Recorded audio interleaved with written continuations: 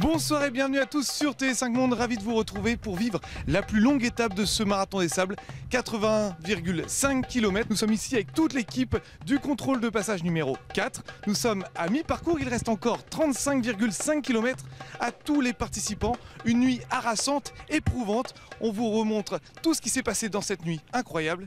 C'est parti. Les fameux checkpoints, contrôle de passage obligé pour tous les concurrents. Placés environ tous les 10 km, ils sont le fil conducteur de l'étape. Pointage, assistance, mots d'encouragement, les contrôleurs ont alors un rôle essentiel. Pour eux, c'est tellement important qu'ils sortent du rôle uniquement de pointer ou de donner une bouteille d'eau. Tout l'affect, tout le petit mot chaleureux, la petite tape sur l'épaule, tout ça c'est fondamental. C'est des détails qui, dans le contexte de course, prennent une dimension extraordinaire. Car entre chaque CP, les coureurs souffrent. Au beau milieu de cette étape harassante, les fortunes sont diverses. Un peu avant le CP4, Alexandrine m'a ramassé par terre. J'avais plus rien, j'avais mal aux pieds, aux jambes, je pouvais plus avancer. Puis je commençais pour la première fois à penser à l'abandon, c'est le truc impossible. Donc on va la terminer lentement, cette très longue étape de 80 km, mais on va la terminer. Ouais. Ce fut une partie très dure, mais à présent, il est temps de prendre un petit déjeuner et on verra la suite. Beaucoup profitent donc de la nuit pour reprendre des forces au CP avant de repartir de plus belle. J'ai dormi une demi-heure pour ne pas perdre trop de temps. Il me reste 12 km vers le prochain CP, ça va aller. D'autres concurrents épuisés se rendent directement vers les tentes médicales. Les blessures et les maux sont nombreux.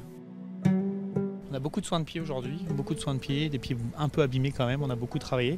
On a quelques hydratations, on a des gens qui sont encore perfusés là au fond. Voilà, des hydratations et beaucoup de soins de pieds avec des pieds très abîmés. Tous ne repartiront pas. Pour certains, l'aventure s'arrête là. D'autres attendent le lever du jour pour affronter de nouveau le désert. On a pris 2h30, c'était vital, on titubait à 3h du matin. Au revoir. Le marathon des sables est implacable, une course perpétuelle contre soi-même. Très dur. Je m'en fous, je le ferai. Au final, le bonheur d'arriver est immense. Entre soulagement et victoire personnelle, comme Samuel Etienne, qui au bord de l'abandon à mi-course, Ça va Samuel, allez. a su repousser ses limites pour arriver au bout de 27 heures d'effort. Ça va, vous allez bien? Et toi? Ouais, Allez, bon repos Samuel. à bientôt. Chez les leaders, la victoire revient au Jordanien Salamé Alakra, avec une moyenne incroyable de 11,2 km/h. El Morabiti, deuxième de l'étape, conserve 9 minutes d'avance au général. Surprise chez ces dames avec la victoire d'étape pour l'américaine Nikki Kimball. Laurence Klein, victime d'une défaillance comme l'an passé, est désormais deuxième. Je suis super contente d'être là déjà parce que l'année dernière c'était pas le cas. Donc rien que pour mes enfants là c'était important que j'arrive. Deuxième fort.